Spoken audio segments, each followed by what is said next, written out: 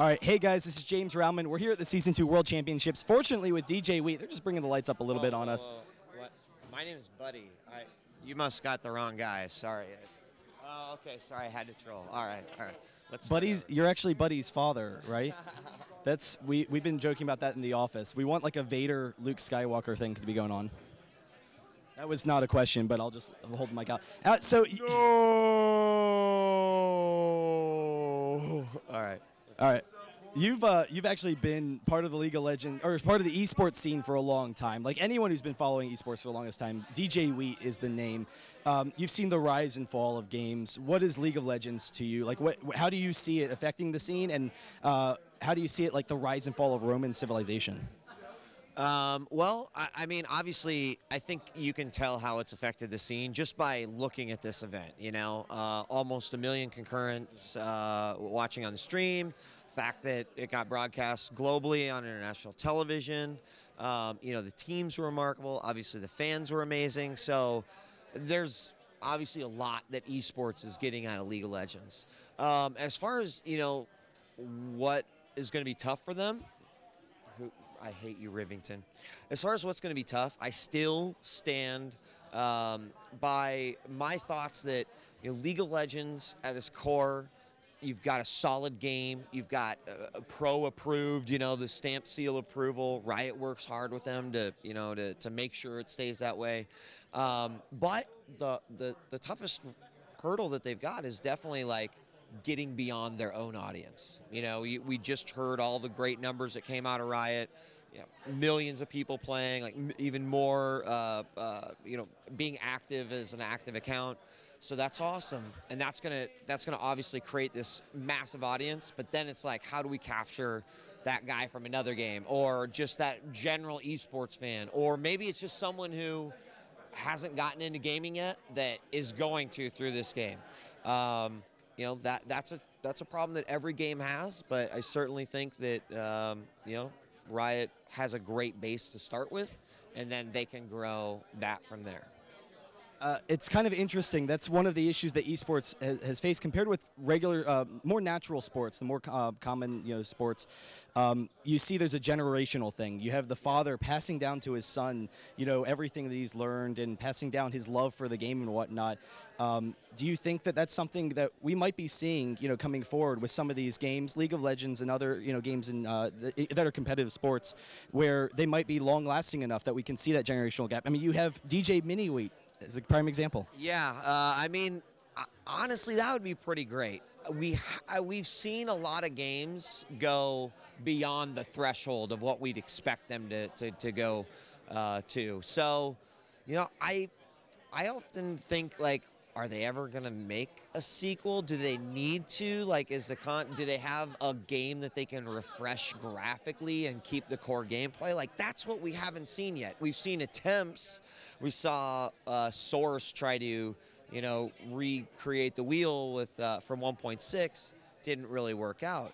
StarCraft 2 is one of them that's been successful making that leap. So, you know, I tend to think that, yeah, but every company is going to reach that point in time where they're like, do we have to deliver something fresh, or can our game, you know, sustain on the life? So to go back to your original question, maybe, you know, like, that's a long time. I mean, you think about the generations, like, maybe we'll see that sort of go down. But I think indirectly we do.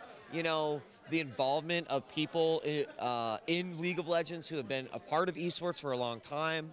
You know, people might say my name, but like today I got to meet one of my personal gaming heroes, and that's Nalra, who was a Brood War player and a freaking good one, and he commentates League of Legends now. And, you know, I think that's badass, not only because he's following that passion that he has for competitive gaming and esports, but that he's sort of one who's gone against the grain, right? Because a lot of guys are like, you just have to pick or choose what game you want to, and it's like, no, like, some of the greats are continuing on, and they're continuing their legacy, and so that was really awesome for me.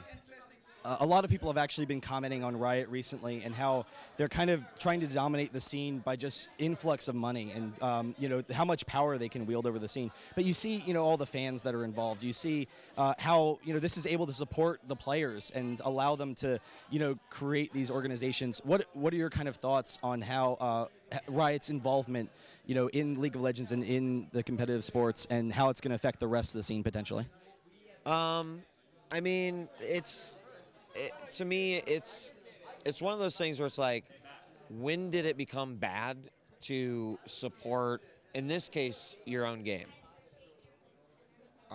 I didn't get the fucking memo, man. Like, I didn't get it. It didn't come to my desk that said, hey, from now on, anyone who spends money to promote their game or to help their esports tournament initiatives, they're bad.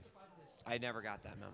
So I don't get that. I mean, Riot is in such a unique position because never have we had a situation, take that back, rarely do we have a situation where the support for leagues is coming from the game creator itself.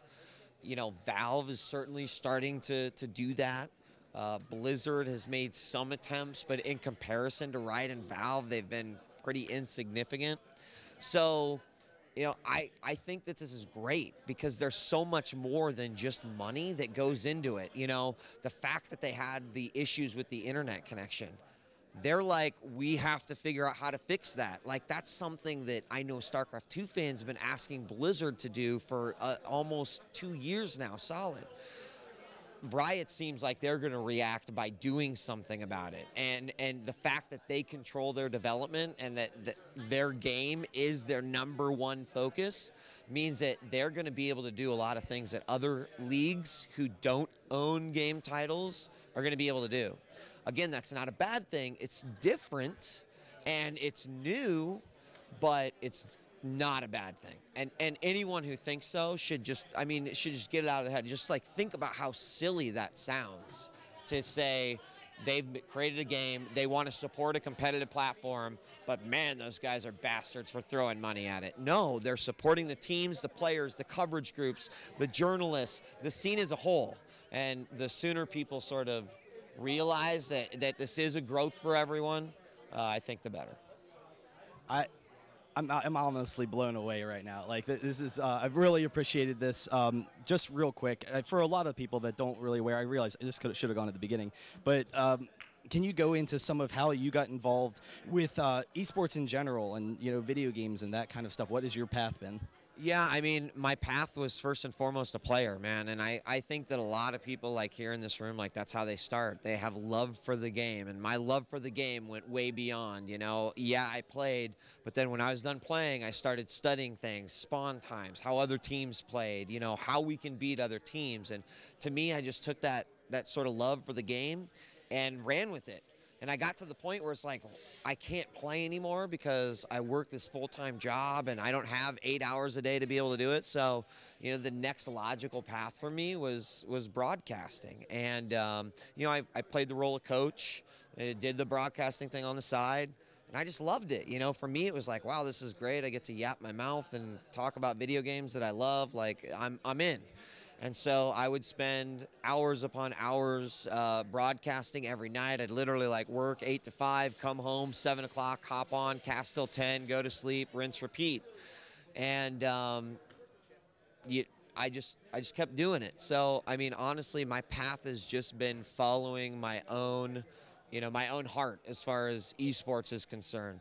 I've never once said, God, one day I'm going to make billions of dollars in esports. For me, it's like, I just want to see this explode. Like, I feel like I've invested so much time and so much energy and made sacrifices. Like, it would be a travesty to not see it through till the end. And I don't even know when that end is. Like, honestly, I hope I'm 80 years old and I hope I'm still, you know, breaking down events, analysis, telling the story, maybe casting, I don't know. But I can't envision myself not involved with esports, and I think that's just kind of how I've always tried to move forward is just, you know, stay involved, follow my heart, follow my passion, and ultimately, I'm just really fortunate that it's allowed me to see some success. So, big thanks to all the fans and followers who have followed me throughout the years, because honestly, a lot of their encouragement is even sometimes negative encouragement has really motivated me to keep going. Yeah, honestly, one thing to get from this whole weekend, talking with you and everyone, is just how much passion everyone has for everything and how much hard work and everything everyone's putting into it. So seriously, if you guys are interested in being involved with esports at all, then go out, kick ass, make DJ Wheat proud. Thank you, Right. sir. Yeah, I no appreciate problem, it. man. Take care.